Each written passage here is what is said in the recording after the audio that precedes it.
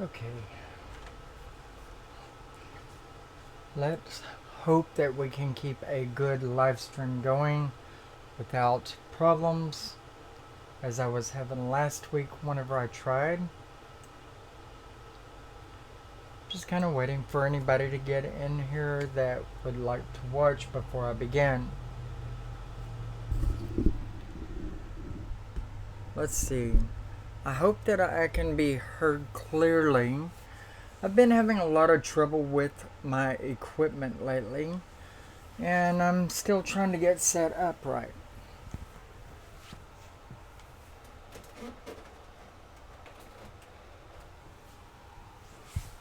Alright, so it shows that there's one person in the room. I am Lady Leeanna, in case you don't know already. And it has been a good while since I have conducted a live stream here. And it is really good to be back here and talking with you again today. I had a subscriber ask me what they view to be a very important question here, and there's no question that's either too small or too great for the show, is my take on things. And so I thought I would cover that for her again today, or here today, sorry, and do a little bit of a meet and greet, since it's been so long since I've talked to you guys. I know it shows that there are 3 people watching. Is there any of my old viewers in here that used to come in before? Or are you guys all new? Damn, this equipment just can get on the nerves for sure. Anyway, so hello, I am Lady Leeanna, and I have been a practitioner of the tarot cards for approximately 34 years now, starting when I was 18, and I am now 52 years old. I have been teaching in matters of the tarot card, as well as many other things that are more spiritual, for a great many years. The videos I have been doing here, I have been doing for, I guess, about 4 years, but took a great break away from it just recently, bouncing back and trying to get the show on the road, so to speak. And I think that's pretty cool. I haven't talked to any of you guys online directly, but I've put out a few new videos since I've been here regarding the Suit of Pentacles, which I believe were the 7 and 8 of Pentacles, as well as a Demons and Spirits video and regarding them. I don't only believe that the Psyche comes through the tarot cards, it comes through many, many different avenues. Actually, these are mere tools for you to use. The gift is inside of you and not within these tools at all, though you may connect with them, make them your own. Become connected with them so much that they hold a lot of your energy. And if you read the tarot cards like I do, and that is getting people to mix the cards while they're thinking about their questions, then you're sharing a great amount of energy with them, you know, that you wouldn't otherwise do.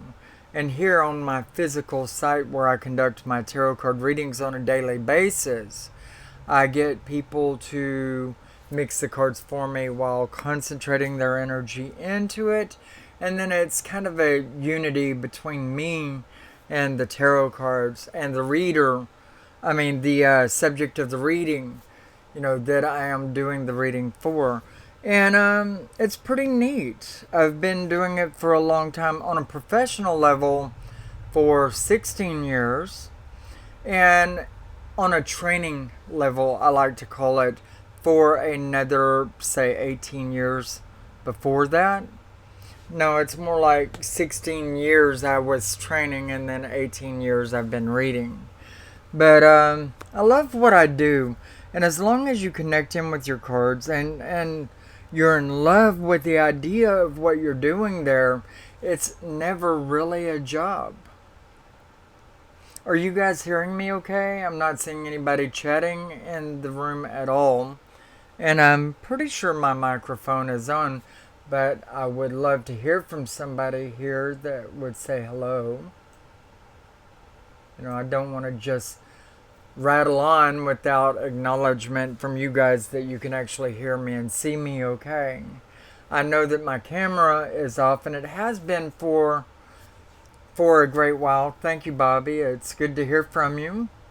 And Suzanne, it's good to hear from you. It's good talking to you guys again. How many of you guys have been reading the tarot cards on a professional level or have been studying for a good while?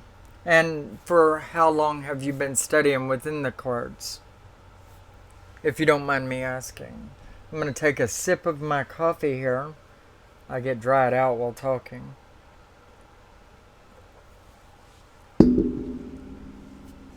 So basically, let's see, only 6 months.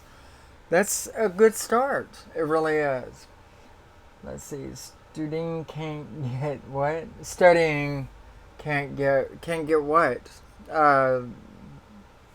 What do you mean exactly, Suzanne? Can't get the cards? Just not the understanding? Can't get it.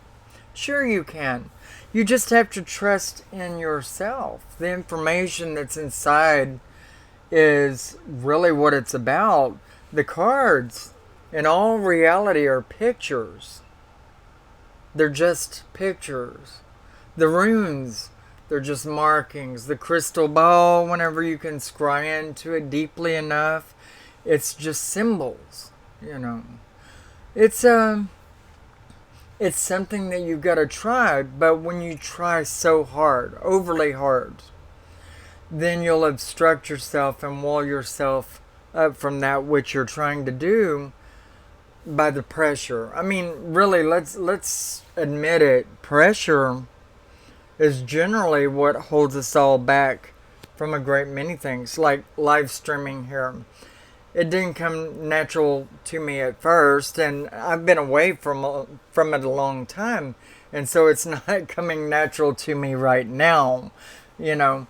But, you know, if it's something you really want, if it's something you really like, then it's inside of you and it'll gradually come out. In all reality, practice is where it's at, especially with something such as the tarot cards. A lot of times people will think that they could read the books and it'll just come natural to them, or they'll think that they can watch a video like mine and not dig out the cards, and eventually, you know, they'll learn. But digging out the cards and scrying into them is where it's at. Memorizing or reading pictures. Well, I mean, it's both important. What I did in the very beginning is I started studying the meanings that people gave me in the cards. The Rider-Waite Tarot deck and book was my first set that was actually handed over to me by somebody. And what I did was I started reading the hell out of the book, taking information like this.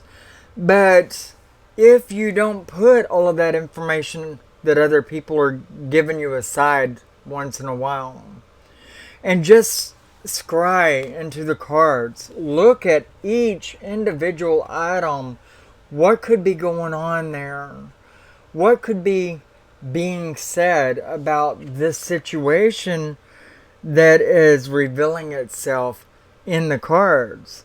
And then later on, how can you apply the meaning of that particular card to a space that it's sitting in within some layout that you choose to do, regardless of whatever type of layout you choose to do. the Tree of Life method, the Celtic Cross method, a straight line method, a triangle method. I mean, there is so many different ways you can do it. You can even create your own layout, and chances are you'll find later on that somebody had already been doing this layout for a long time because it's really intuitive.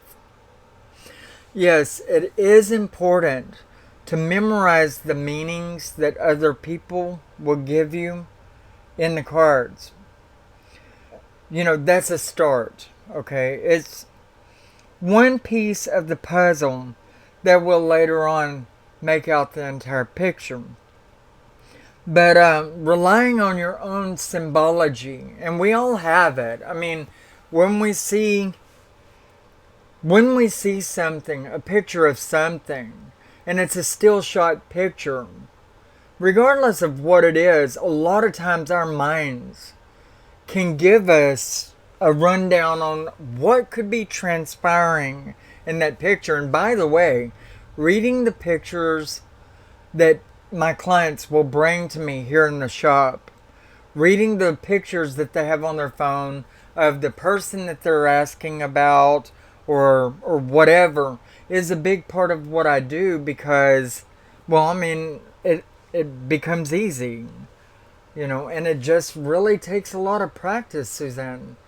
And I know you can do it. I feel that you have a great ability for intuition and that you're very deep, that you could probably dream scry. You could probably start off dream scrying, which is what I always instruct people to pay attention to at first, because paying attention to your dreams and learning how to read those through, say, a couple of dream symbology books, writing them down, that is a good way of grooming that psychic ability into being.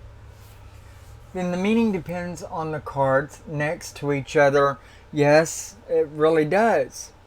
But you have to start somewhere, right? You have to start with one card first. It feels like so much information. I understand where you're coming from, but I mean, it's something that you really enjoy, then you'll be willing to put that time forward into learning it, and you'll get it. But you have to start somewhere, right? You have to start with that one card and what it's saying to you and what could be going on in there. Take and create a layout for yourself where it's 3 cards laid out, right? 1, 2, 3. And say they're past, present, and future. And set that in your mind when you go to mixing up the cards, right? And then you'll lay those cards down in those 3 spaces that you've named to be past, present, and future. And this is a good starter layout, a good learner and beginner layout for you or anybody else to use when you're trying to get it. Likewise, I mean, you could do a diamond triangle, which would have your base card on the bottom and your past, present, and future, in the other corresponding places. And the base card would basically give you an idea of what someone is asking about, you or whoever you're reading for. Yeah, I got you. I do enjoy it. I'm really studying. I believe it, and I believe you'll get it too. It's just a matter of starting at square one. Too much of the time, everybody's wanting it right now. And it just isn't going to happen that way. It's not. I put myself through 16 years of training, learning on my own and through books. And, we didn't have the internet whenever I started.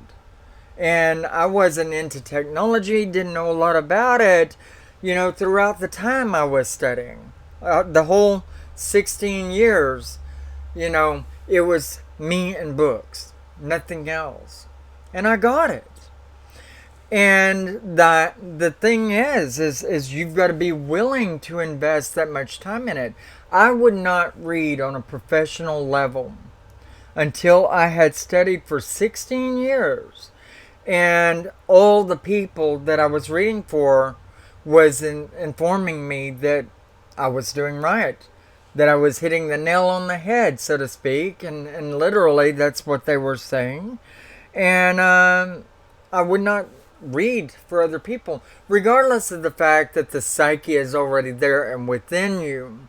We're not saying, and when I say we're, I'm not talking about me and the mouse in my pocket. I'm talking about me and the higher power, which I rely on for a lot of information, or the energy of the world around me, or whoever I'm reading for. I mean, I rely on that information, and it informs me, and I have faith in that. You've got to have faith in yourself also, in that which you can do. You have to have faith in the fact that the psyche is within you, and that these are a tool for your use, and nothing more than that, because eventually you're going to have to change decks. And I go through mine because I read for so many people about one deck every 4 years now. And that's because I don't allow them to mix my cards shufflingly, right? I make them mix my cards up face down on the table and, gently scrabbling them like dominoes. It's a lot gentler on the cards while they're focusing on their questions. And when they put them back in together, then I can start laying them down in the places that I have intended for them.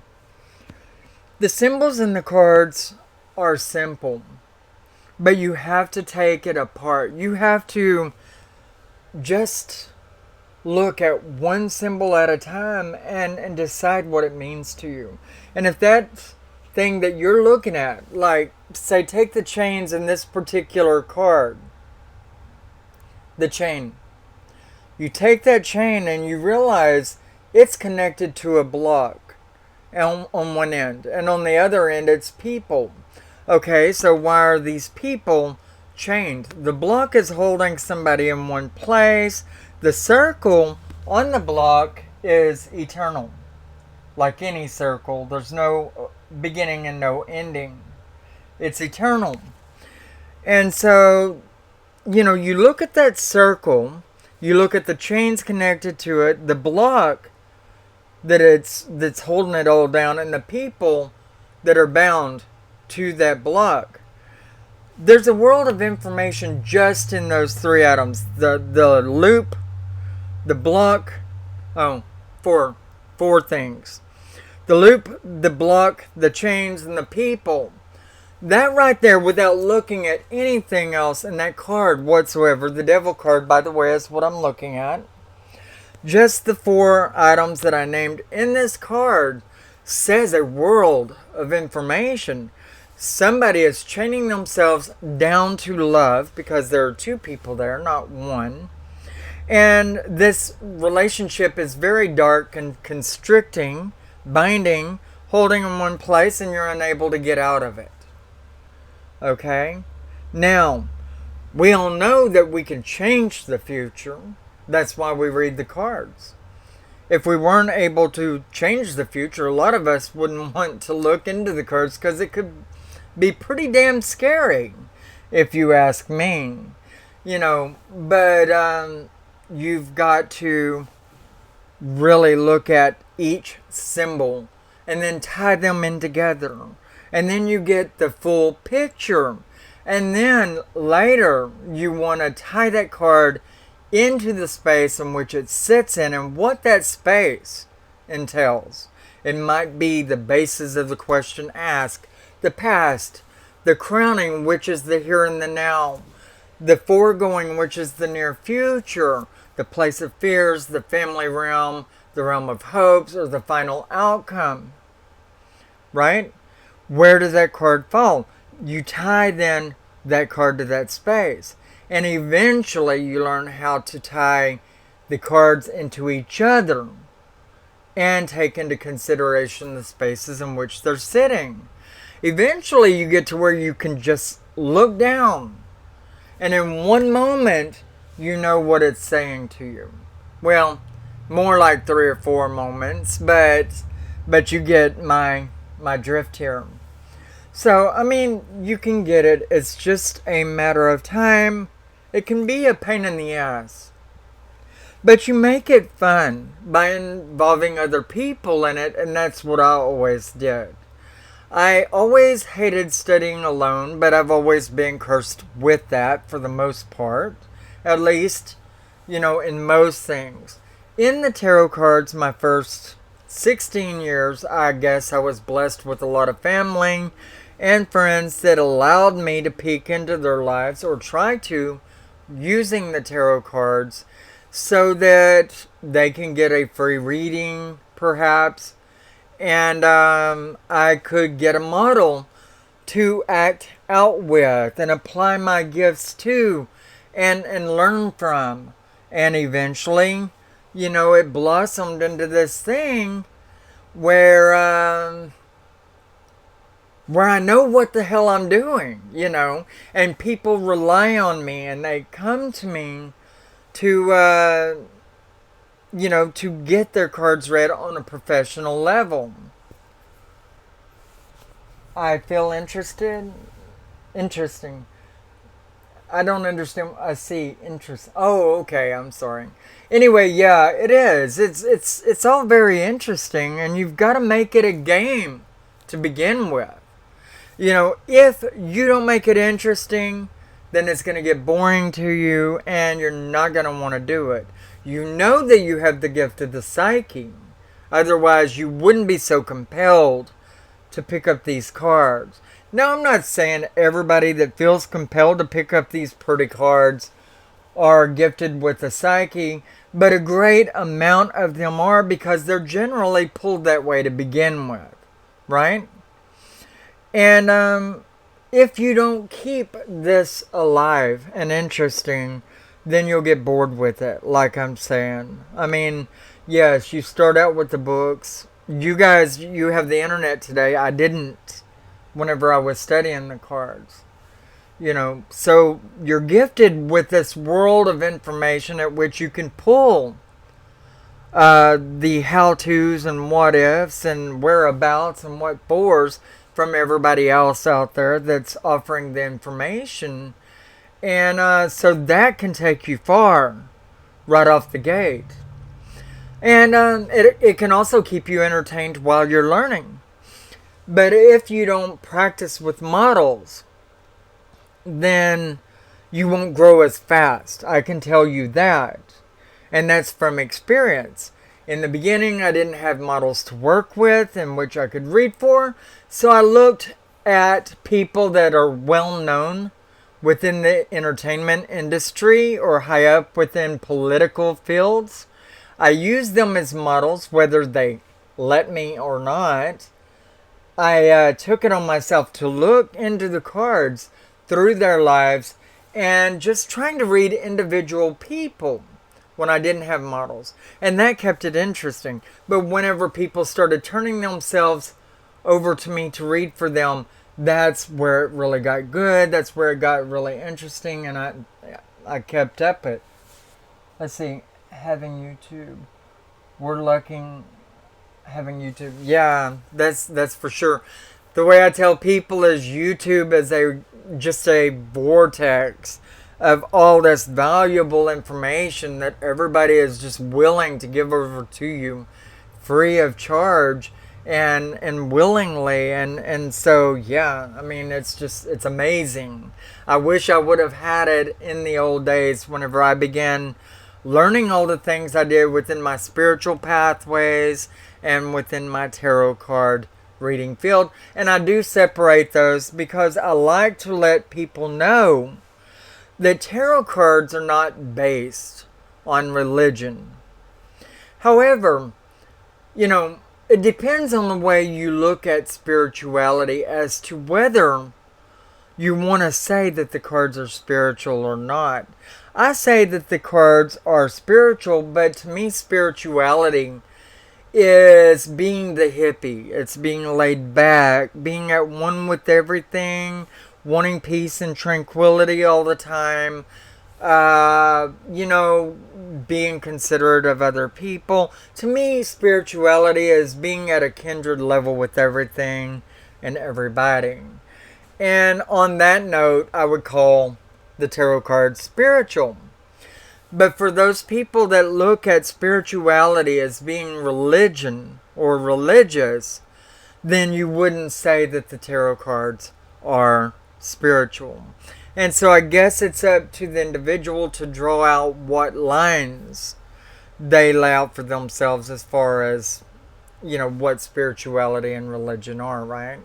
But either way, the tarot cards do not rely on a God system. They do not rely on a belief system, except maybe a belief in yourself that the gift of the psyche is within you. And, I guess we know that we feed on energy, whether it's from food or energy of the earth or the music we listen to or whatnot. And so, I like to look at the cards as a spiritual thing, but never a religious thing.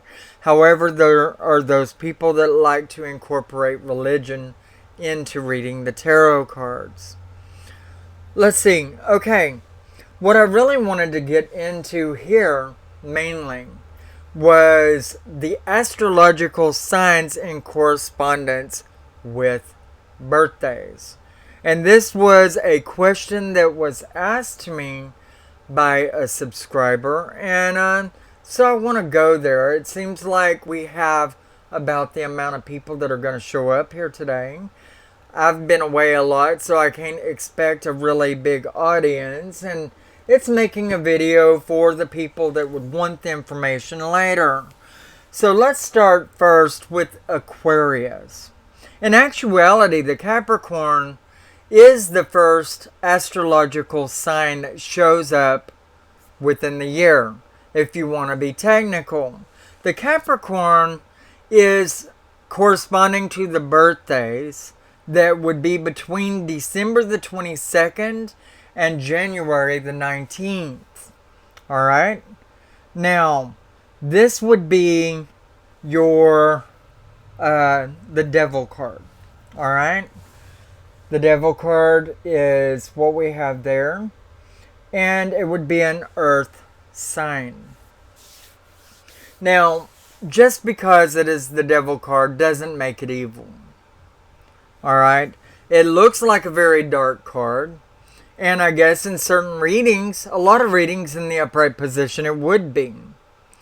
But whenever it corresponds with the birthday, the Capricorn, it would typically mean that the Capricorns, it would go along with the traits, the internal traits, the spirit of the individual that holds that birth date.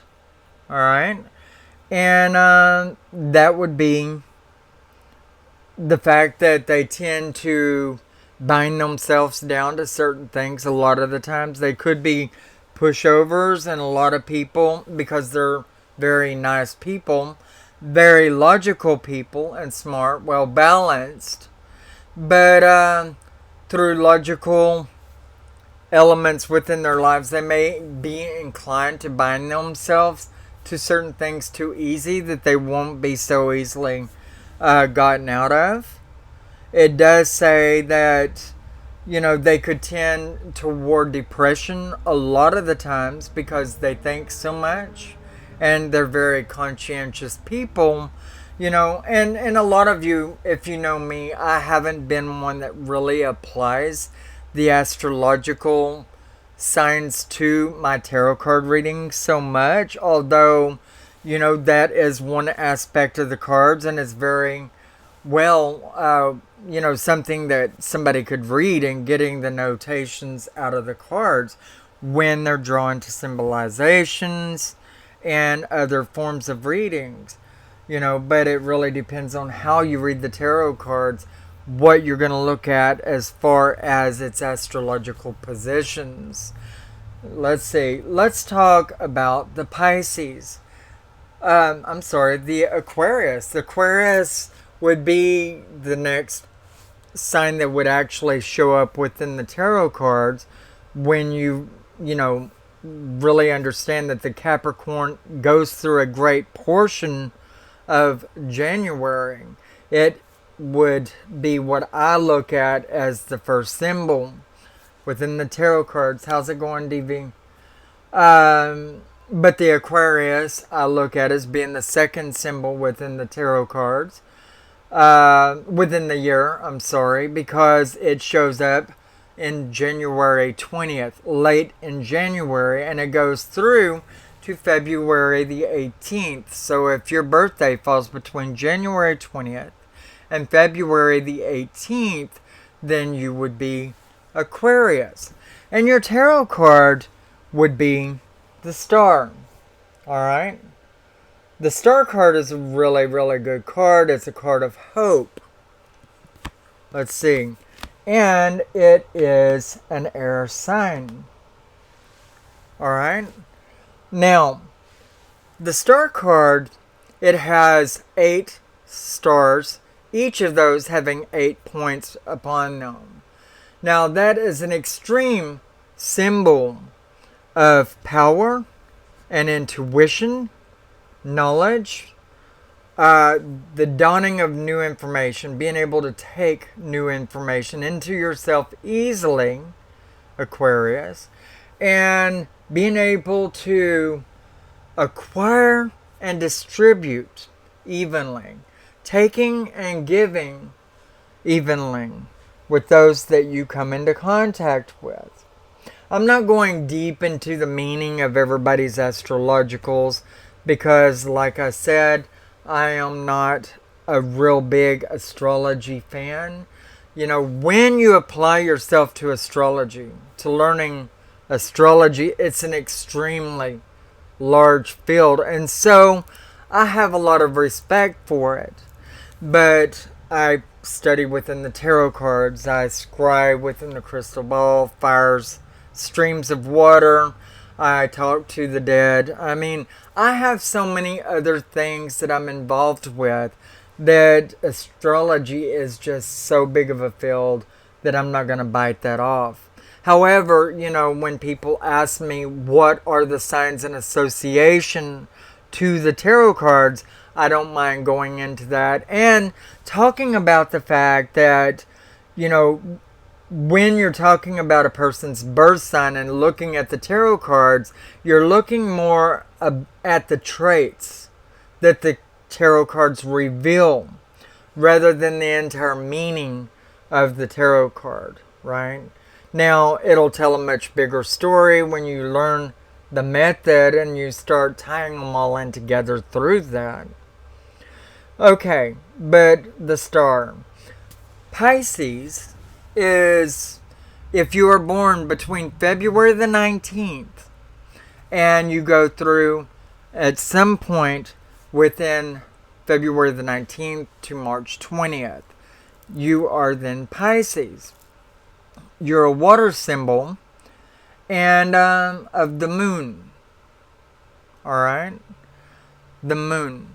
The moon card is a very deep and mysterious card. It has a world of information in it, but all of it wouldn't necessarily apply to you. You can be very changing. You can be very deep. You can be very emotional and yet cranky. You have two sides to you, but generally those come out separate.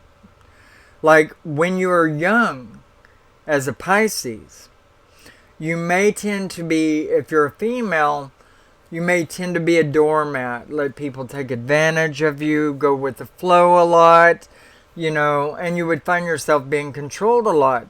But at a certain age, when you become an adult and you reach a certain age within adulthood, you get tired of all of that. And you reach a point where now you're wearing the pants in the family. And you're not letting people push you around, and you're very guarding and sometimes skeptical. Now, if you're a male within the realm of Pisces, you would be generally exact opposite, But I find that a lot of people all go in line with the details of the female Pisces. But bear in mind that, usually in the astrological signs, a male and a female are exact opposites of each other. Of course, that's just my take on it. It's my opinion, and you can do with that what you will. Now let's talk about the Aries.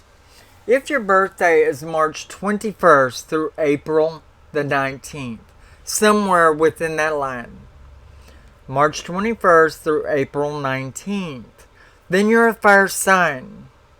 And you would be notated with having the triangle in the upright position with the symbol of fire, right?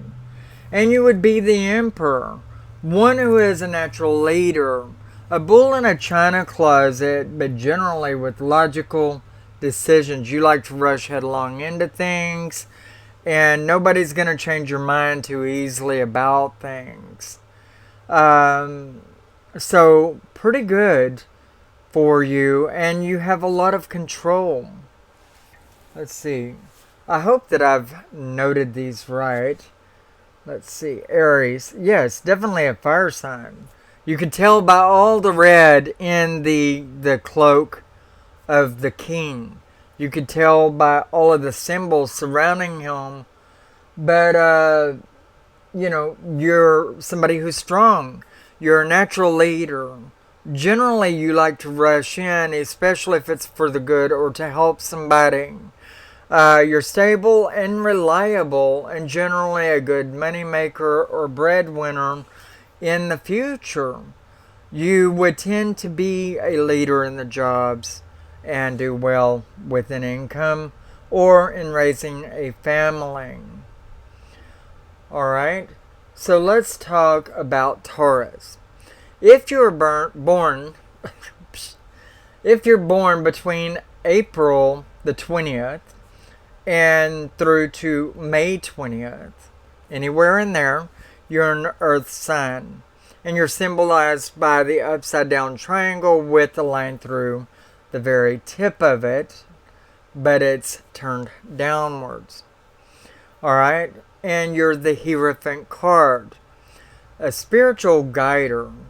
Generally, it's a card of the hippie, of the one who has higher thoughts, elevated processes, generally a leader also, typically always going down the right path, leading other people down the right path.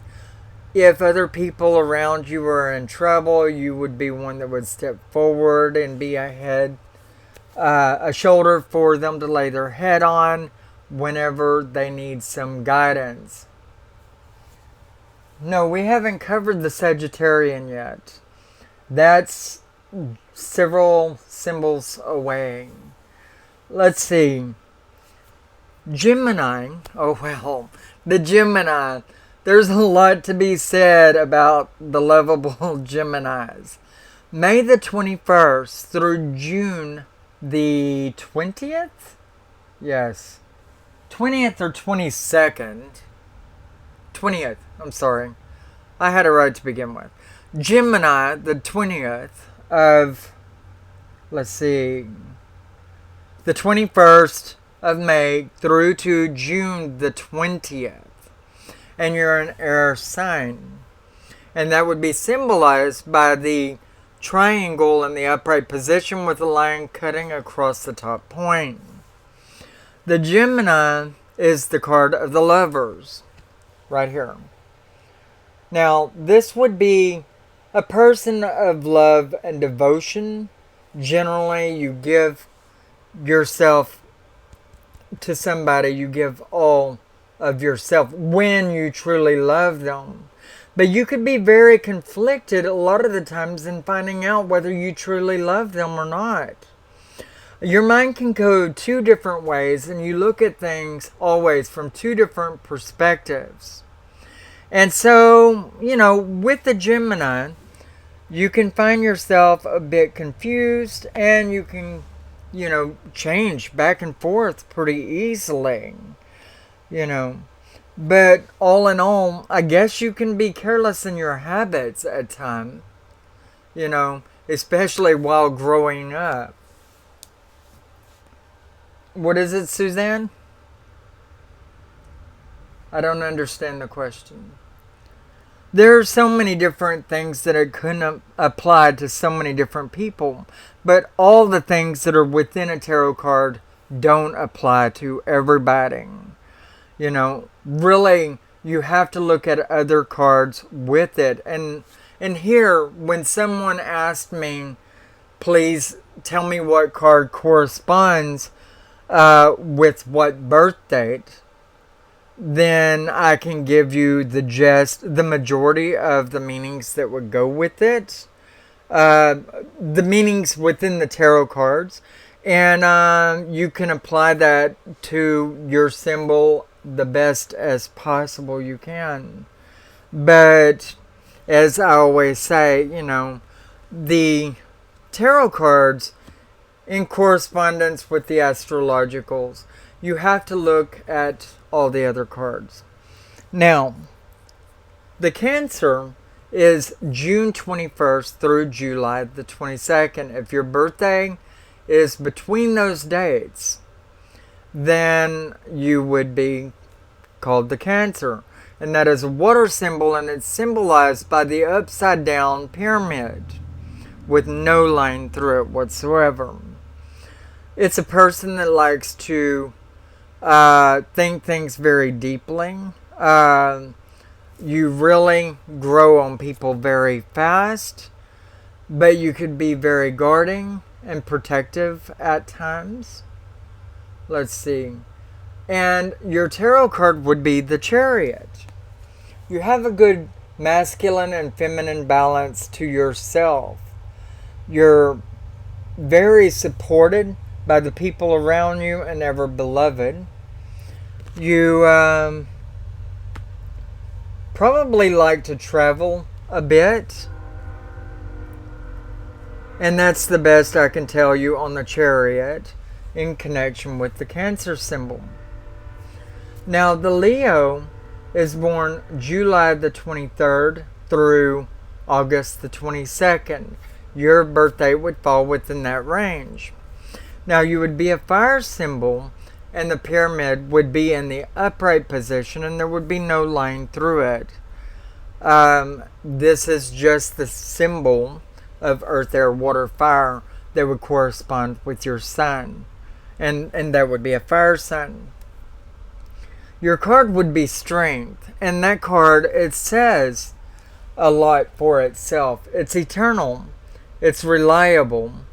It's one that likes to control gently the world around them. They like to meld their world into the place it's supposed to be.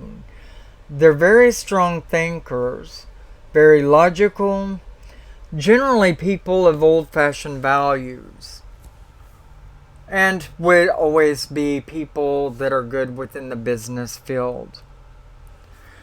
The Virgo is born anytime between August the 23rd through to September 22nd. Anytime within that range, then you would be the Virgo. And your sign is the earth sign, and you like your elbow room. You're a person that's pretty devout and strong in your relationship, very true to your cause. You hold to your beliefs, and it's hard, you know, you will look at other people's ideas about things. But you generally hold strong to your beliefs, and it's hard to change those. You're good as a mate and a consort, but people really need to give you your elbow room when you're ready for it, especially when you're into your creative mind. When you're wanting to apply yourself to that which you're involved with that is creative somehow, and you would generally like to be involved in growing things or working with your hands, sculpting, painting, redecorating your house, something within the creative fields you would find yourself involved with. let's see. And you are the Hermit. Go figure. That goes right along with what I was saying about liking your elbow room. Now, remember, that the signs can be exact opposite from being masculine to feminine. And so you might look at the things I'm saying as exact opposite if you are of the masculine person. Let's see. Now, Libra, you would be born between September 23rd through October 22nd. I'm born October the 11th. And that's kind of a conflictuous number. The number 11 boils down to being a number 2, numerologically speaking. So numerology-wise, and it's true, I can always battle myself, with everything that I want to do or whatnot. I can, generally, I have to weigh everything out very heavily. My card, as a matter of fact, is Justice. The Libra's card is Justice. I'm an air sign. If you're a Libra, you're an air sign, and you're symbolized. The air sign is the triangle with the line cutting across the top of it. That's the air symbol. The Justice card is your tarot card, is my tarot card. We have to weigh everything out very heavily before we decide anything, but we're our own worst enemy as far as being perfectionist and being set against ourselves with ideas a lot of the times. Now, me, I'm pretty bullheaded and stubborn, and so at this age that I've grown to, I'm pretty well make up my mind in a heartbeat, and I don't conflict myself so much as I used to. I've come to realize that nothing is ever set in stone and can always be changed, and I usually know exactly what I want right off the gate anymore. So as the Libra gets older, pretty much we grow out of that, being set against ourselves and having a hard time coming to a decision. Let's see, the Scorpio is born anywhere between October the 23rd and November the 21st. Anytime born between those dates, then you are a Scorpio. And you are a water sign. And this is symbolized by the upside down triangle that has no line through it. Now, it's symbolized in the tarot cards by the Hanged Man. I lost myself for a minute. Anyway, the Hanged Man is your tarot card when you are the Scorpio. And it means that your life moves kind of slow. Generally, you like to take it easy. If anybody crosses you, you can sting the hell out of them. That's for sure. But, so you don't like to be messed with in a negative way, and that's understandable. Generally, you have kind of a laid-back mindset on things. You kind of go with the flow on a lot of things, but you're good at ruling over your house. The people that are closest to you, you're good at helping them coming to decisions based on things that are important to them when you really care about them. And so you're a good listener when you want to be. But I think a lot of times you like to do your own thing, Scorpio. I believe that you're good at helping other people within the things that they want to do. But a lot of times you just really like to take your time in coming to decisions about your own things.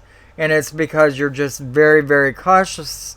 And to some degree, that could set against you to where you're in a hung, suspended state. And that is why your card would be the Hanged Man for the most part. Kind of a scary card. But it doesn't mean what it could seem to mean to the new beginner within the tarot cards. Kind of like the devil. The Capricorn would be afraid of seeing this being a card that represents them, but in all reality, it doesn't mean the entirety of the card. It really doesn't. It would be talking about the being bound by people around you, binding yourself through agreements, being, so giving that you could end up being a doormat or whatever. And that's what the Capricorn entails. And we'll get more into that here in a minute. But let's talk first about the Sagittarian, which is the Temperance card. This is a really, really good card. The Temperance card is the card that represents you, Sagittarius people. And it's November the 22nd through December the 21st. If your birthday falls within that time frame, then you're a fire symbol. And the fire symbol is the triangle in the upright position. Alright? You're the Temperance card if you're Sagittarian. Now, what this means is you're a good alchemizer of ingredients. You weigh your pros and cons out very well. You're very fluid, sometimes out of balance. What card was Libra? The card that was Libra is Justice. And if you missed that, it's going to be in the video that follows this.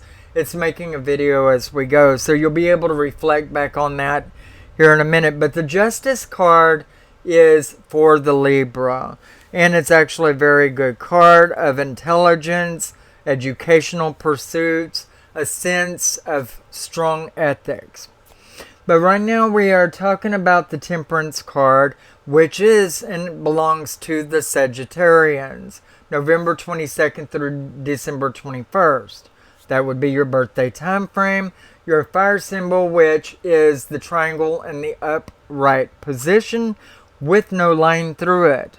The Temperance card, it shows an angel with a lot of light around the head. And what this means is a bright state of being, a great intelligence, being able to alchemize ingredients very well and come up with a good answer on anything whenever it deals with other people. Okay, but whenever it deals with yourself, let's bear in mind that the Temperance angel is standing partially in water and partially on land, which means that you could be a bit out of balance sometimes given your heart and your head. Being torn between what you should listen to the most, between your heart and your head. You've been on a good path and you've come a long ways. And you're very smart and very intelligible. A lot of brightness back in there. And you're still ever growing. You who are Temperance and Sagittarius are ever growing. But you could be a tad bit spontaneous, ready to go, in a hurry. And you can screw up I'm sorry if y'all heard that microphone tap. I didn't mean to do that, and I know what that shit can do, right? But you Sagittarians can tend to be a bit impetuous, in a hurry, spontaneous, very strong-minded, don't like to listen to people too much, and you tend to get into trouble. And generally, other people would come along and help pick you back up just as much as you can be there for them whenever they're in trouble.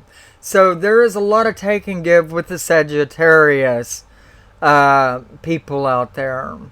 And it's a really good card. It means that you may have a lot of magical quality. You may also have a high sense of psyche. And I'll touch on that in a minute to do with the tarot cards. Right? I hear you there, Dakota. Let's see. So, you know, you've got a good card here, Sagittarian, Dakota. A good mixture of good ingredients. The vessels at which you're mixing your ingredients in. The cups here within the card.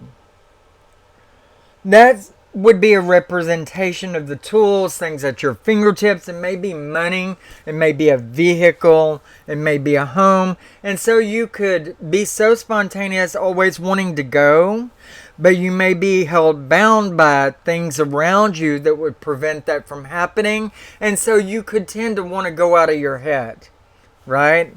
Because you like to stay on the move. You're very energetic people, and so if you've got kids, that could hold you bound to the house. If you have no car, that can hold you bound. So you are a victim of circumstance. Okay, yes, that's the way I wanted to say it. And so you may not be able to act on all of your force. Okay, and you've got a very strong force. And I can tell you that by some Sagittarians that were around me. My dead sister, she is or was Sagittarian, and she was very much along the lines of these quantities of energies, as well as the qualities that the Temperance card possesses. And so this card is very much you. Look deeply inside of yourself and you will always find the right answer. But you have to slow down and get a hold of, grab the reins of that Sagittarian force that wants to spontaneously say, okay, yeah, that's a good idea, let's go. Sometimes you have to hold yourself back, and sometimes you're just naturally held back by the people or things that are around you. So, you have your blessings, Sagittarians, and you have your curses. Capricorns. I've talked about this a bit, using it as an example throughout this whole video. I've used the Devil card. Okay, so let's talk about it personally. The Capricorn, again, is born December 22nd. At some point between December 22nd through to January the 19th. And I may have actually covered this. I'm not really sure, but I'll breeze over it in case I missed anything. The Capricorn is an earth symbol, and it is the pyramid in the reverse position with the line going across what would be the top of it, but because it's upside down as the bottom of it, an earth sign, and it is represented by the Devil card. Now, the Devil card, it's a scary card, but it is not something to be afraid of whenever you're relaying it over to being an astrological card to deal with your birth date. It just generally means that you may have a lot of very deep and dark thoughts that you hide back there. You don't reveal to everybody everything that goes on inside of your head. And so that's why all the darkness, to a degree, inside the card, you kind of keep your thoughts back a bit, and very smartly done so. A lot of times people would be inclined, like myself, to spout out what I think about anything and everything, and at the moment that it comes up, just because I like to say what's on my mind, and because I'm a talker, a teacher by nature. However, the Capricorn likes to hold back a little bit, and generally very smartly so. As kids, they may not be this way, but as an adult, they grow and they learn and they get smarter and smarter and smarter. And there you find in the Capricorn astrological sign a lot of geniuses, believe it or not. A lot of technology lovers, a lot of people that are about desk work, computers, technology, things of that nature. I'm trying to think here because my nephew, as a child, Capricorn. I haven't been around him in a long time, but he would come and stay with me over summers, and he was my little man after his mom died. My little Sagittarius sister that died at age 35. It was her son, and when she passed away, I more or less took a lot of responsibility for him by having him on weekends and summers. And he was my smart little man. He's a Capricorn. He was a little genius. And he never had any struggles in school. Yet he had a hard time focusing when you wanted him to. But when you told him that he had to have this assignment done by this amount of time, and you wanted it done right, he would get every answer right. An A+ student all the way. So as kids, they may have a hard time focusing, but it does not mean that they don't get it. Actually, they more than likely do. Now, girls and boys in Capricorns could be totally opposite of each other. There may be girl Capricorns that have a hard time getting it, no matter how much they are able to focus. So, it would be masculine energy versus feminine energy a lot of the times in all of these cards. Excluding the Gemini. Usually you would find the same thing in masculine and feminine with the Gemini. And maybe a few of the other cards also. There was something else that I wanted. Oh, yes. The cards that would find themselves most likely to be highly psychic within the tarot cards, and I haven't ever told anybody this, so shh. The cards that would tend to find themselves most highly psychic, and I'm going to go by birth date on this. The Capricorn is the first one. Not saying more so than any other, but I'm just saying it's the first one that I'm looking at. The Capricorn, because they're bound by logic and ideas, because they're bound by their heart and the people that they care for, they look deeply into everything, and so they would generally grow to be highly psychic over time if they are not already. Everybody has the gift of the psyche, but it's the ones that will grow and improve on that will find their worth. The Sagittarians are the ones that have a lot of faith in themselves, and through that alone, they will find themselves highly psychic. My sister, the one that passed away again, she was highly psychic, and me and her could talk across states when she lived in Monroe in the Carolinas. Let's see. I knew when she was in trouble, and I wired her a bus ticket, and she took it, and she came home, and I didn't know anything about her marriage, but her husband was locking her in a closet. Anyway, so I did the right thing. I connected to her in the right way, although she wasn't telling me, she was telling me. But across states, and we had never talked by phone for about 3 years prior to that. Let's see. Through my mom, I knew where she was, though. Let's see. The Temperance card, the Sagittarian. The Capricorn, the Devil card. The Justice card, the Librian, will be highly psychic because of their ability to weigh out many different situations, because of their intent on getting things right, their perfectionism, because they like to control things, and they have a high amount of confidence. They will tend to be highly psychic. Let's see. So the Libra. Your Gemini card, because they tend, the lovers, and your Gemini astrological sign, because they have a tendency to be able to see the masculine and feminine side of everything equally, and because their mind goes in so many different directions, they can sympathize with a lot of a lot of people. Yes, everybody, anybody can have a high level of psyche. It depends on how much they will work with that. But, you know, there are people that like to work within certain, I guess, astrological signs. There are people that are more about working outside and those that are working inside. I mean, your surrounding is going to make you and shape you, right?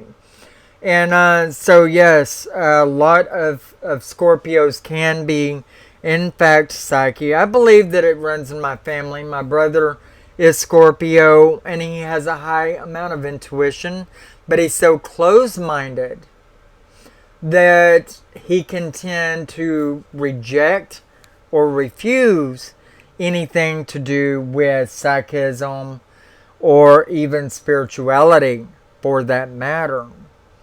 But you know, if he were to open up more, and that's the thing, isn't it? A lot of Scorpios can be closed to other people a lot of the time, but it really depends on what the rising and descending signs are likewise, and the world that has shaped them to whoever they are in their older age. You know what I'm saying? But the Gemini can be a good, highly psychic individual. The Pisces could likewise, but I think they close off by letting their world in the earliest of their years control them to such degree that they rely on other people too much in their earliest years. Now, in their later years, they can be kind of closed-minded to a lot of things. Very, very family-oriented, the Pisces are. And so they can be kind of closed-minded to a large degree. But they could be highly psychic if they would open up more.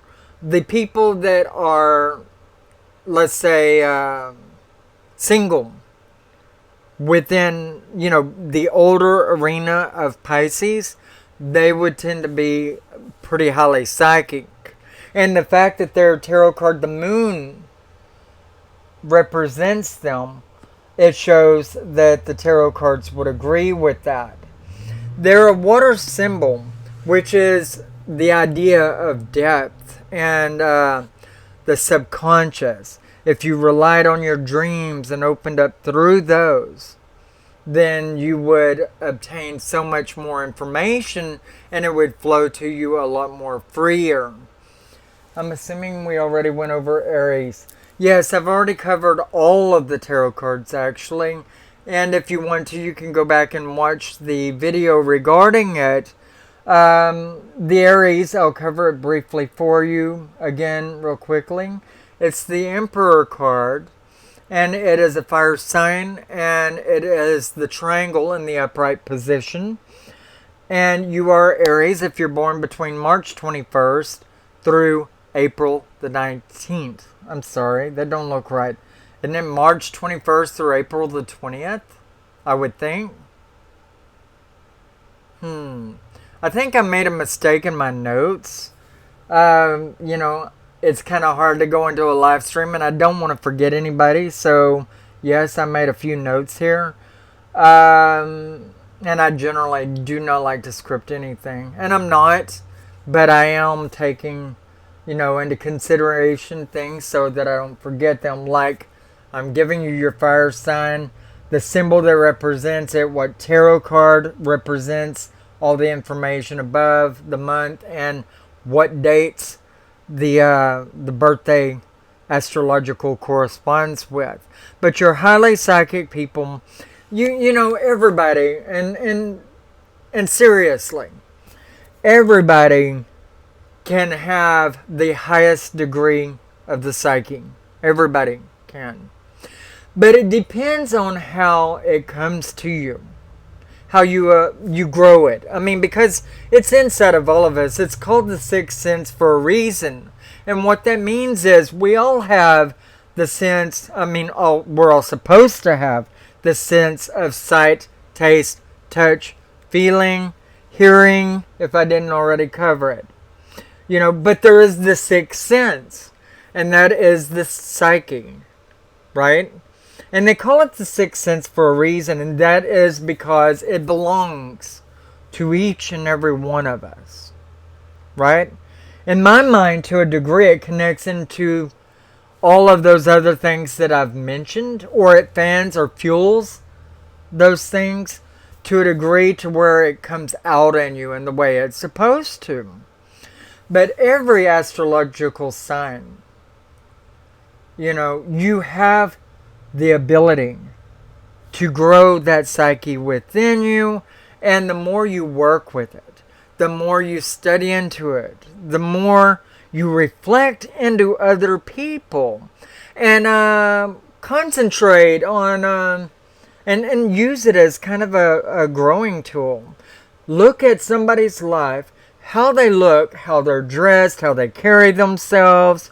If you hear a conversation by accident and you catch some little portion of what they're saying or whatever, without trying to eavesdrop, of course, you know, then try to figure out what that life, and don't go up to them and say anything, because then they're just going to think you're a fruit and they're going to call for help. But look at that individual and try to decide on what their life may have held in the past.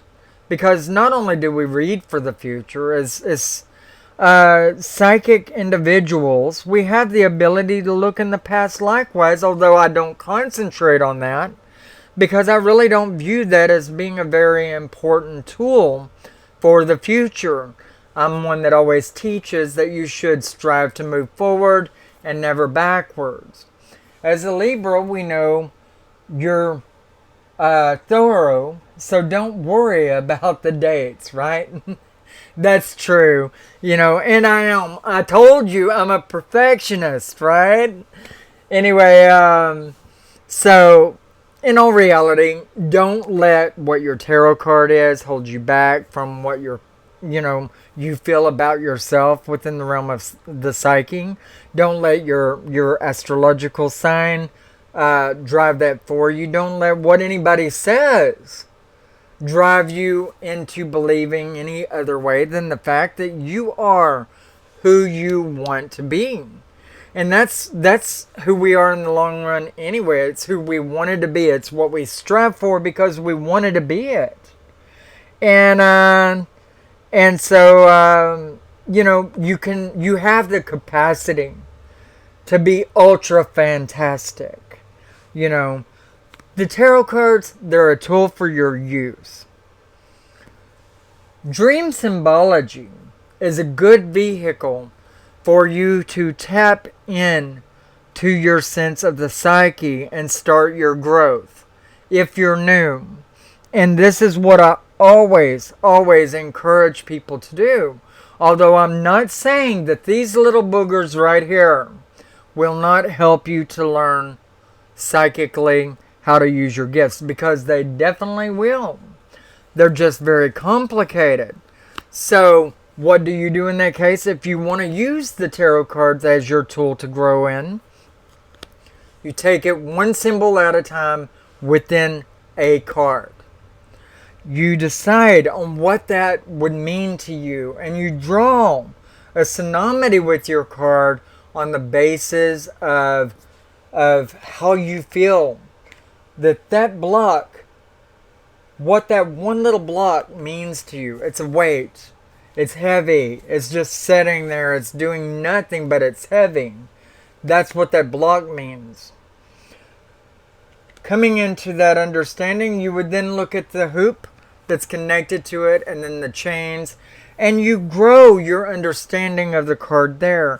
And then once you've kind of studied and meditated on these cards so much, you come to a realization that this could read somebody's life. It becomes something of a tool for you, but it takes to grow in it. And then you've got to apply the space that it falls in, and then you've got to apply the other card that crosses it or couples with it or is below it, behind it, above it, or before it. I didn't realize Dream Symbology would help. Oh yeah, Let me tell you, my friend, dream symbology was my vehicle for tapping into the psyche that already existed within me. I had already, well, I say that, okay? But, okay, when I was a kid, I had all this horrible crap happening to me. I didn't understand it.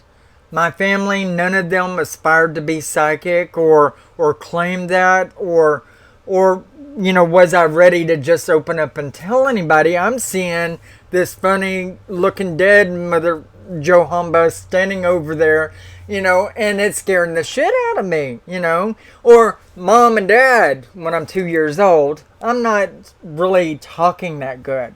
That black and white TV came on in the living room right there while I'm in my playpen, and this, booger on there turned around and said, "Leeanna, have you ever thought about coming to the dark side?" and shit like that, before I even started growing in my life at all.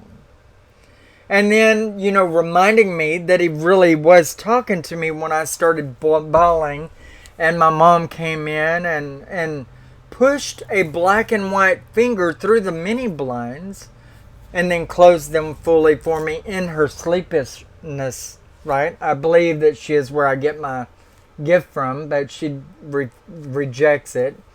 I believe she really saw that finger sticking through the mini blind that was reminding me that yes, he was talking to me.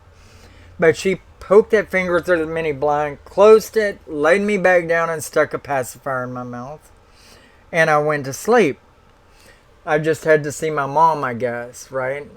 But it was a freaky situation, But this happened all through my life, and I didn't know what I was doing. I didn't talk to my mom about it, although, nowadays, at my ripe old age, I know that she had to have seen that black and white finger of that newscaster that was on the TV and telling me, that I should come to the dark side and all of that. And then reminding me that he was talking to me when he poked his finger through that mini blind. A kid don't know how to explain all this and therefore can't get help within it. And by the time you reach an age to where you can express yourself fully, then you really have no will to talk about it anymore, or you've done shut it down, or conventions of society has shut you down, telling you that that's not possible, or you're just imagining things, or this, that, and the other. So I had no help, right? But, even with no internet, with no family to explain everything to me or whatnot, I was able to grow. And you can too. Dream symbolic, I shut down completely, and that's what I was talking about, I forgot. I shut down completely, and whenever I was 18 years old, some crazy stuff had just been happening to me between 16 and 18. At 18 years old, or by 18 again, I had shut down again. But somebody started talking to me about religion and spirituality, although really it doesn't have to have anything to do with what we're discussing here. It just, to me, it connects in somehow. But somebody started talking to me about religion and spirituality again, and so I reconnected back into that. And so I wanted to know how to control it better because, yes, it was happening again. Sorry, I'm parching out over here. I was connecting back into it again and on a scary level. And so I wanted to understand it. I saw something that pointed me in spirituality. It pointed me into the direction of dream symbology and suggested that if you don't have the reins on these gifts that you have inside of yourself, then you should try dream symbology. Has been highly informative. You're very welcome, Suzanne. I'm glad you really liked it. I hope you're not having to go. But it suggested that, if I wanted to get the reins on what was going on with me, I needed to look into dream symbology.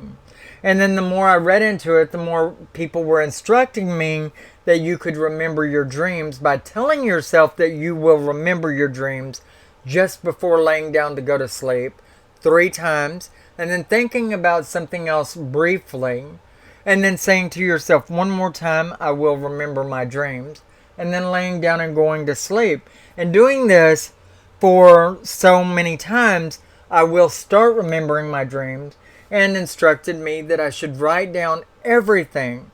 The numbers, the colors of things, the atmosphere of rooms, how it correlates to me, what the people that are in the dream, what they are to me, how I feel about them, what their personalities are. You know, take into consideration all of that whenever I write their names down, and do all the writing down of my dream before I let anybody talk to me, so that people don't make me forget what I had dreamed before I get it written down. It's easy to let go of your dreams and forget about them, you know, before you can really put your finger on them a lot of the time. So it's better to always write that shit down in the deepest detail. And then you have 3 dream dictionaries beside you, so that you could start writing down in the lines that you left open in between what that symbol means. Okay, what each symbol means, what each color means, how it, you know, corresponds with each other. And then by that you can train yourself to interpret your dreams, and it opens up everything else. It really does. Let's see. Steam says, I've always felt that dream symbology helps me understand more of my life and might help my friends understand things more as well. That's entirely true. I mean, you know, your brain is always trying to tell you things. And it's the stuff usually that your conscious either don't want to acknowledge or is too busy to acknowledge. And might want to, but is too, you know, you're too sidetracked to be able to go there, right? So your conscious is talking to your subconscious while you're asleep. Your subconscious is talking to your superconscious or your higher conscious. And then your superconscious or higher conscious is acknowledging it so strongly that whenever it starts streaming it back down the line and back into the conscious mind, then it's worked out a great deal of things that you weren't able to in your daily life. And through that, you've found the answer to your problem, or you found the answer that your friend is going through. You know, whenever you're thinking so deeply about them and not so much about yourself. If a person had more negative means, Dakota writes, does this mean a negative atmosphere? If a person had more negative means, I don't really understand your question so much. Does this mean a negative atmosphere? If you create negativity, then you're definitely going to have more negativity around you. And it's definitely going to be more negative means out of the dream. Oh, I see.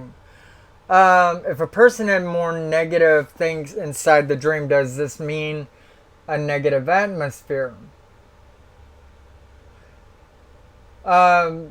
Basically, it means that there's something negative going on there that needs to be figured out. It's okay.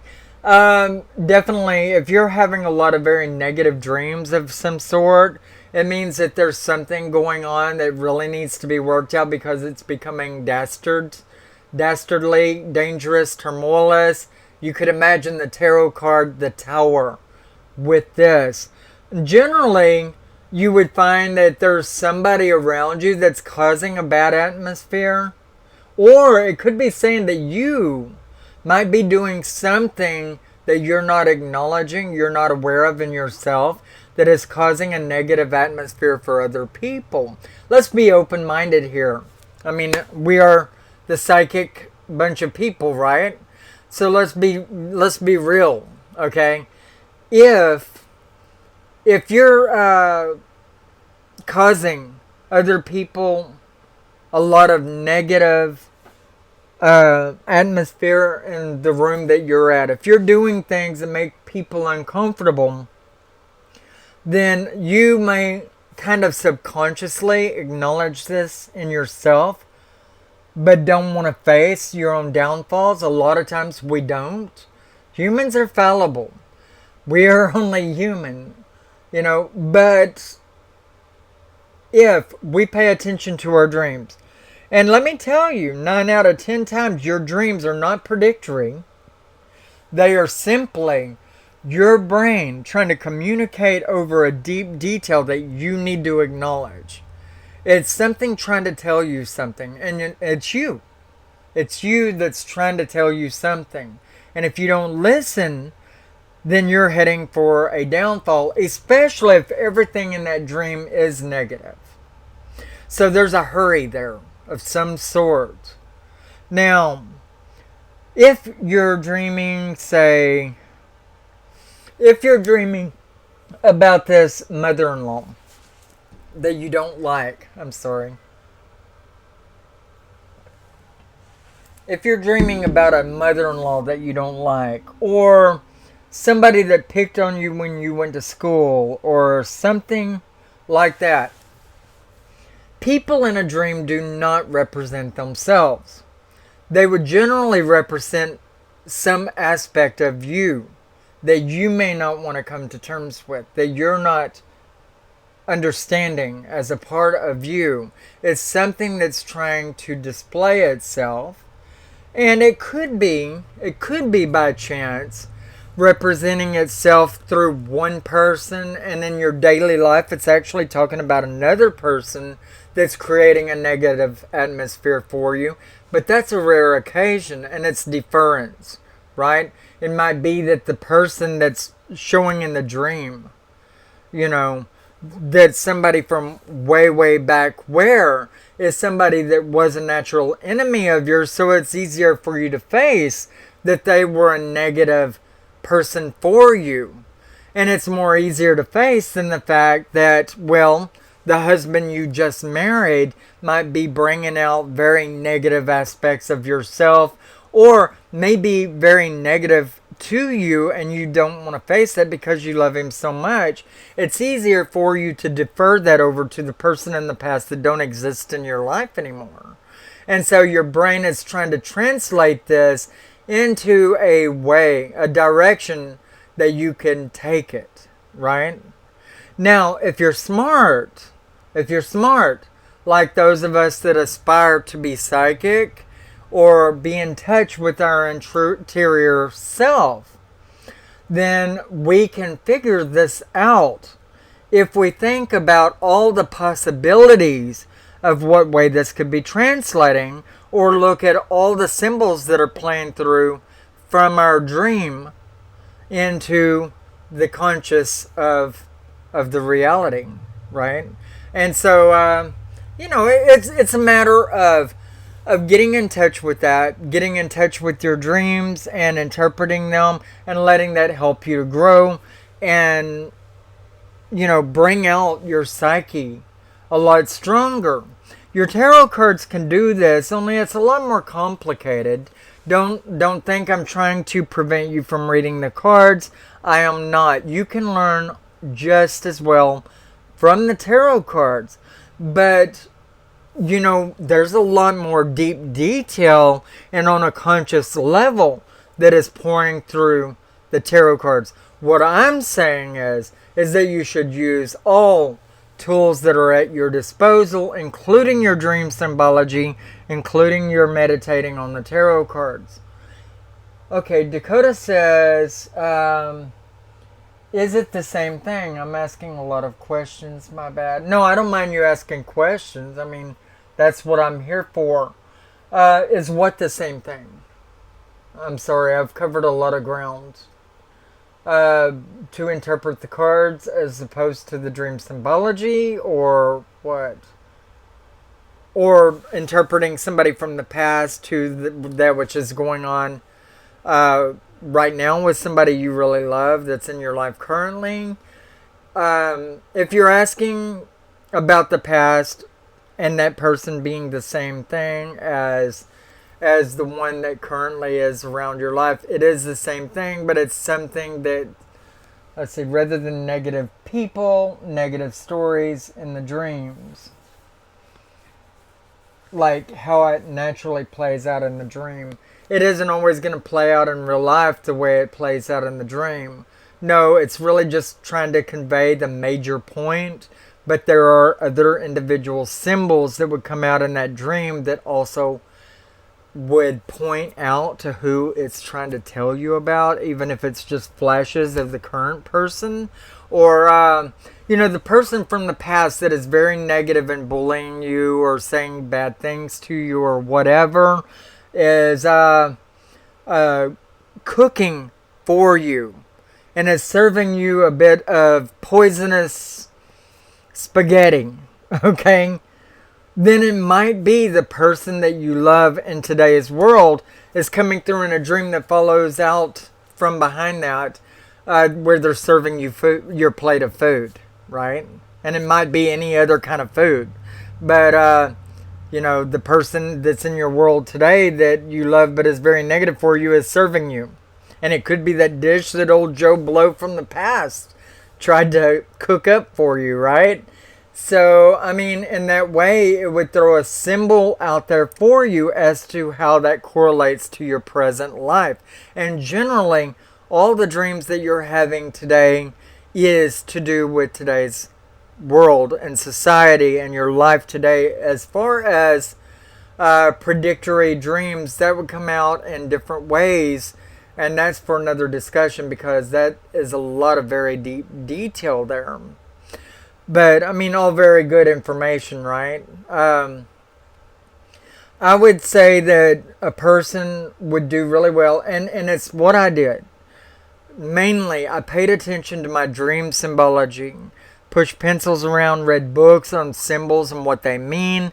And really, I mean, you could look at spiritual symbols and numerology, as well as symbols within the tarot cards, symbols within your dreams. I mean, all of these things would teach you what the symbols are. What you feel about them is going into the core of your being and thinking about what these mean to you. And you can create your own dictionary of symbols to do with your cards, okay?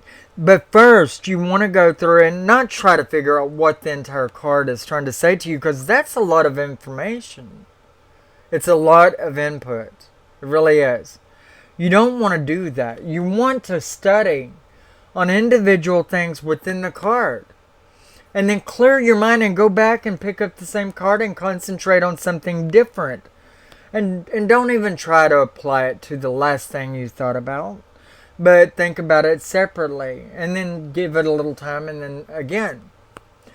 This might be beyond the scope of these topics, but what do you think it might mean if you dream about supernatural or preternatural? What is preternatural beings visit you? Supernatural or preternatural? I mean, I have all of these gifts, but it don't mean that I'm up on all the terms that people might also think about different steam. What do you mean by preternatural?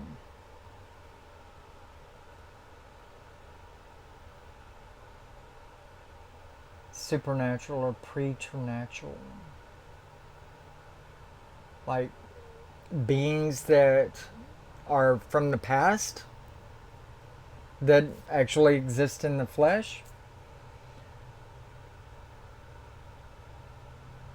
What do you think it might mean if you dream about beings in your dream altogether? They don't represent those beings. Now there are rare cases. When you are talking about supernatural, let's read what you got here first.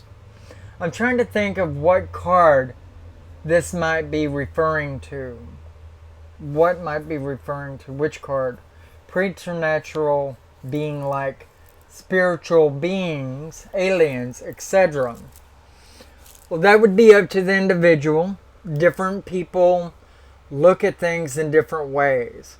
Alien beings, I don't give a lot of thought because that is something that's not in this world. So, or not generally, from my understanding, in this world. I don't give a lot of thought to aliens and things of that nature, although I don't deny that they could exist in the universe. There are different various cards that would generally point to that, but I haven't given a lot of thought to that. That's something that we all should think about, though, right? Something that nobody has ever asked me before, so I've never thought to cover it, to tell you the truth. Beyond natural. Beyond natural. Well, I mean, do mermaids exist? Do aliens exist? That's not for me to answer. If they're in dreams, they symbolize something.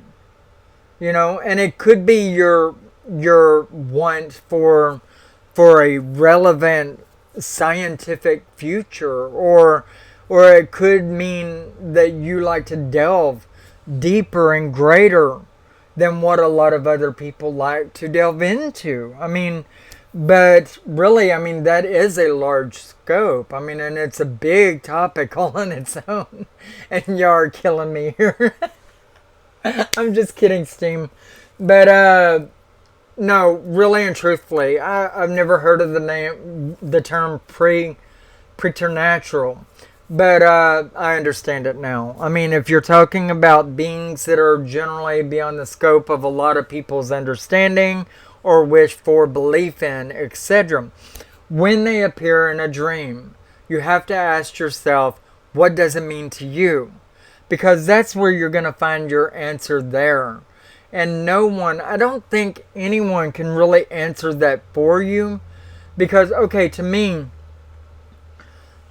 what an alien represents to me. That which is unseen, but occupies a small fraction within, but an impactful one, of course, so not taking away from the strength of it, of society's way of thinking. Okay, there's a lot of niche thought processes, right? And that's really narrowing it down. I don't really know what I think about that. As far as aliens go, I hope that they exist out there because, it shows that there is, a great amount of possibilities that surpass us. And it definitely tells us that we can go a lot farther in humankind, in reaching, our highest evolution, which with me, that would be the God system, right? A lot of people don't choose to believe in the God system. I've just been experiencing dreams with these beings visiting me, so I just thought I'd ask your opinion. Really and truthfully, in a dream, I feel that you have a longing for that which is different. And I feel that you have a very evolved mind. You like to think a lot. You're very intelligible. You are probably somebody that's into science a great deal. And you have a very open mind, by the way. You might have a love of traveling. And let's see. The odd and extraordinary. I think that you might be a lot different from me in our thought processes as far as the odd and extraordinary goes. But there's no range at which you would stop at in trying to decide exactly what you would like to experience. I think you would like to experience it all. And that may be what your dream is trying to tell you, all of that. If I'm wrong about anything, you can correct me by all means. Generally, I think that you're a very intelligible person who likes to dwell within the odd and extraordinary. And you're here, so that kind of, I guess, can prove that, without, me being, psychic to know it. But in all reality, as far as aliens go, I've really never developed a thought about that and or what it means to me. Visitors, okay, visitors that are rare, being half of 666, nervous laughter, it being half of 666, nervous laughter. I'm sorry, I don't get it. Uh, Anyway, really and truthfully, I don't know a lot about aliens. I don't know a lot about science and technology. Where my mind goes is, and a lot of you might know that I have this other channel which is based on eclectic spirituality, witchcraft, and Wicca. And so I am a person who likes to dwell and delve and run through the field of flowers that are all odd and extraordinary. You know, everything about me is, you know, I pride myself on being different, which is, it's good for me, you know, but I look at it as being a God system. I don't really put a face on it except to say, you know, that the God system, it may represent itself in a face or a body form, but only to the extent of what each individual person might like to think of it as. You know, so anyway, I'm kind of winding down on the stream now. I've gotten a little bit tired. And we started, you know, embarking on other scopes of possibilities here, which are pretty deep and broad. So I'm going to go ahead and close down the stream now. It was really good talking to you guys. Steam, Dakota, anybody else that was poking their heads up in and leaving. I don't know who all you were. A lot of people like to kind of stay in the shadow and just take in, you know, the information the best that they can. You know, but it's been very fantastic for me also, Dakota. It's been a good while. And so I won't say that I'm real good at live streaming right now because I have been away from it for a good bit. I was pretty good back when, you know, but I had gotten caught up in so much other shit I had to wade through, right? And so I stepped away for about a year, you know. But hopefully we can do it again in the very near future. It was really good being at one with you too, DV. Steampunk, you're very welcome. I appreciate y'all's questions and y'all's talk. I really loved getting, you know, the one-on-one with you guys, if you could call it that, right? I really loved visiting with you guys. I'll put it that way. And I feel that we can do this again.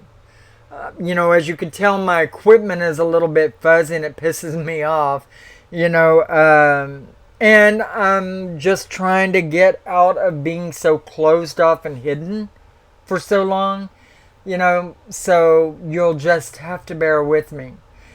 And it's good to be back. It really is. You guys take care of yourself and I love you.